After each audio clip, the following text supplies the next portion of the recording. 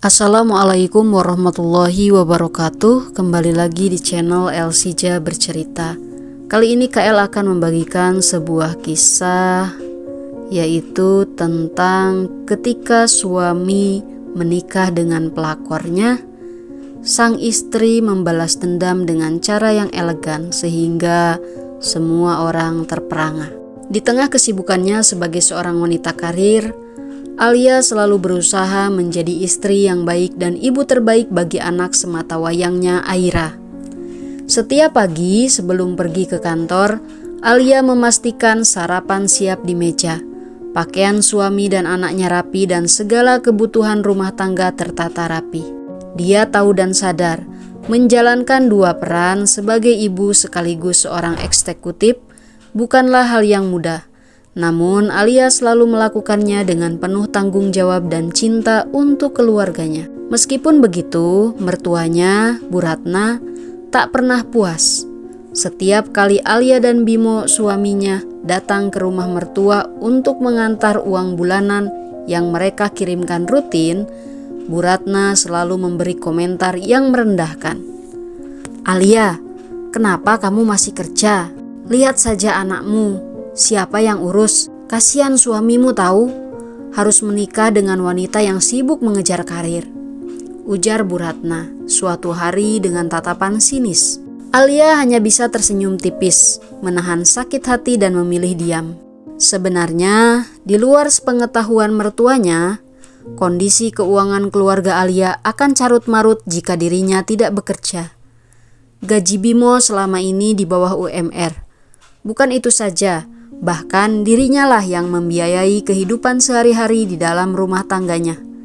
Bimo hanya tahu makan enak harus ada, baju rapi harus tersedia, dan kebutuhan dirinya harus tercukupi. Mobil yang sering diaku Bimo sebagai miliknya tak lain Alia lah yang membelikannya.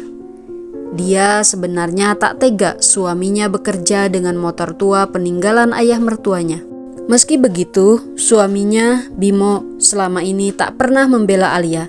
Dia lebih banyak diam atau malah membiarkan ibunya berkomentar tajam terhadap istrinya. "Kamu tahu sendiri ibuku Alia, dia memang cerewet.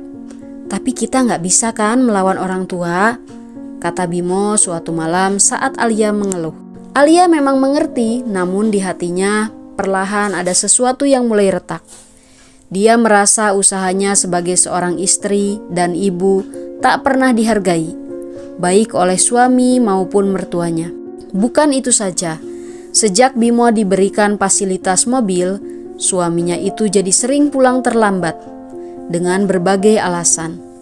Bimo juga sekarang tak mau terbuka mengenai gaji yang diterimanya. Padahal setahu Alia, suaminya tersebut 6 bulan lalu baru saja naik pangkat. Otomatis kemungkinan gajinya akan naik 2 kali lipat atau mungkin lebih. Saat itu sebagai seorang istri, Alia mempunyai firasat tak enak.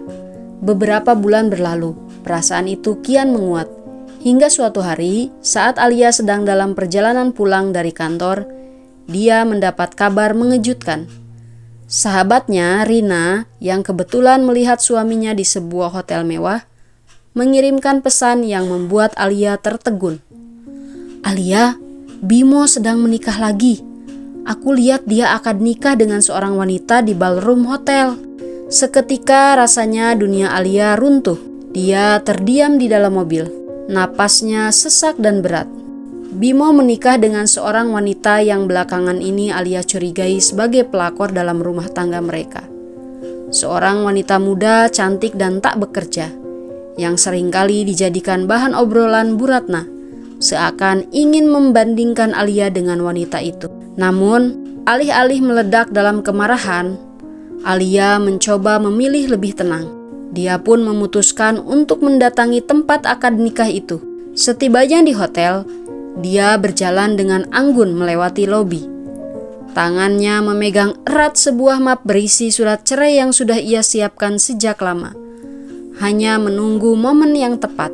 Di ballroom hotel, Alia melihat suaminya Bimo duduk di hadapan penghulu dengan wanita itu di sisinya. Tamu undangan sedikit, hanya kerabat dekat dan beberapa teman. Mereka semua tampak terkejut melihat kedatangan Alia yang tiba-tiba. Bimo pun tersentak, wajahnya pucat. Dengan langkah elegan, Alia mendekati meja akad.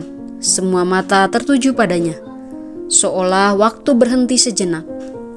Tanpa emosi yang meledak-ledak, Alia mengeluarkan map dari tasnya dan menyerahkannya kepada Bimo. "Saya harap ini bisa meluruskan segalanya," kata Alia dengan suara dingin namun tegas. "Ini surat gugatan cerai. Aku sudah tidak membutuhkanmu lagi sebagai suami. Dan mulai hari ini ingatlah, uang bulanan yang biasa aku kirimkan ke rumah ibu sudah tidak ada lagi."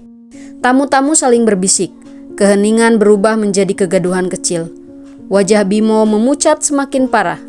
"Alia, tunggu, ini tidak seperti yang kamu pikirkan." Bimo mencoba berbicara, tetapi Alia memotongnya.